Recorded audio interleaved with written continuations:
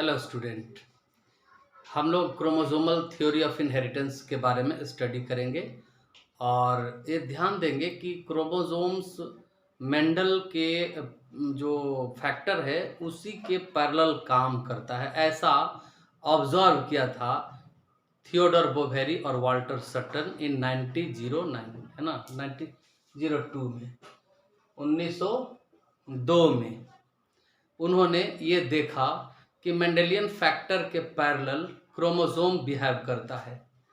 तो ये देखिए कि उन्होंने क्या बतलाया कि chromosomes found in pair, chromosome pair में पाया जाता है। जैसे मान लीजिए कि दो क्रोमोसोम को लेकर के हम चलते हैं, ठीक है, जो जीवन फेज में ये सेल है और इसके अंदर दो क्रोमोसोम है जीवन फेज में। तो यही क्रोमोसोम का अगर हम स्वरूप देखें G2 फेज में तो ये इस रूप में रहेगा। क्यों? क्योंकि डीएनए कंटेंट डबल हो जाता है after S phase. S phase में डीएनए का रेप्लिकेशन होता है, कॉपी होता है और ये मोनाड से डायाड हो गया, क्रोमोसोम डायाड हो गया। अब ये दोनों क्रोमोसोम जा करके प्रोफेज में, ठीक है, प्रोफेज फर्स्ट के दौरान जाइगोटिन स्टेज में पेयरिंग करता है और पेयरिंग करने के बाद इसको टेट्राड्स कहते हैं, टेट्राड्स। और यही क्रोमोसोम जो है एनाफेज फर्स्ट में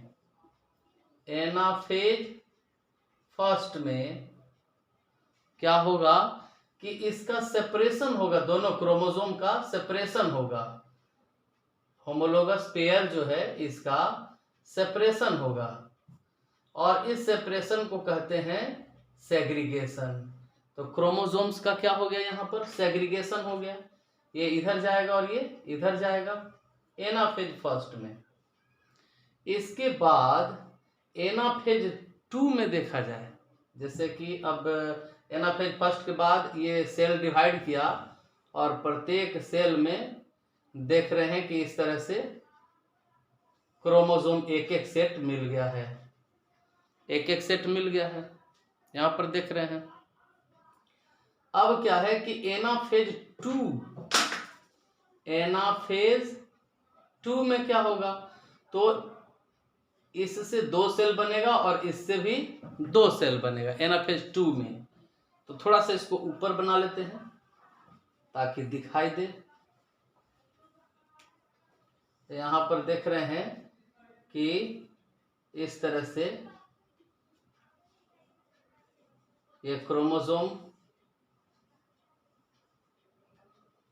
एनाफेज 2 में अब क्या करेगा, तो ये डिवाइड करके क्रोमोसोम अपना संख्या बढ़ा लेगा, यानी कि कुछ इस प्रकार रहेगा ऐसे। तो ये क्रोमोसोम अलग हो गया और ये क्रोमोसोम अलग हो गया। एनाफेज 2 की बात करते हैं।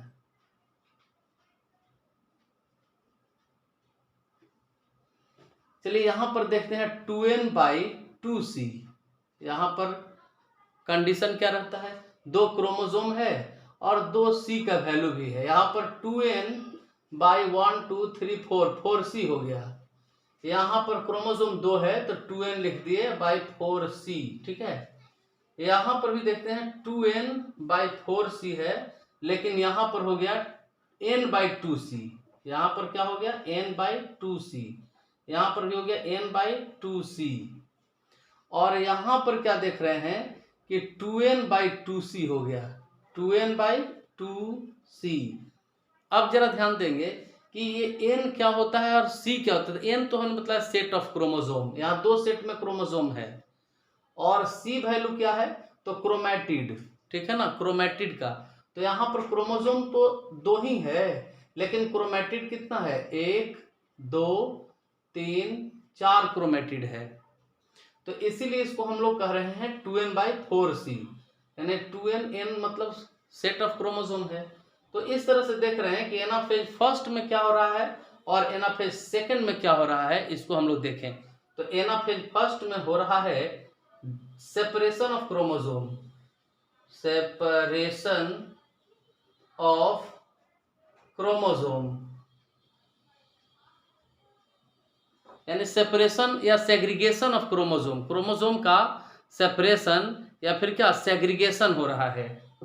और यहां पर क्या देख रहे हैं, एनाफेज 2 में क्या हो रहा है, तो division of chromosome, division of chromosome, chromosome यानी क्रोमोसोम का डिवीजन अगर कहा जाए तो एनाफेज 2 में हो रहा है, और क्रोमोसोम का सेग्रीगेशन या सेपरेशन कहा जाए तो वो हो रहा है एनाफेज फर्स्ट में। तो स्टूडेंट अब हम आगे देखें, ये तो देख लिए कि chromosome found in pair, chromosome segregate from one another, एक सेट दूसरा सेट से इंडिपेंडेंटली सेग्रीगेट होता है, इंडिपेंडेंटली सॉर्ट होता है, ये सब देख लिए। अब आइए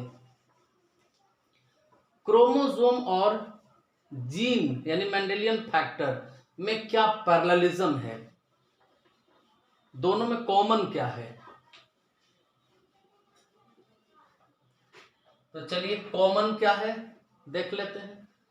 तो gene found in pair, gene जैसे ये क्रोमोसोम है तो इस क्रोमोसोम नंबर 1 है और ये क्रोमोसोम नंबर 2 है, ठीक है ना। तो इस पर जीन कैपिटल ए है, कैपिटल बी है, और इस पर जीन स्मॉल ए है, स्मॉल बी है।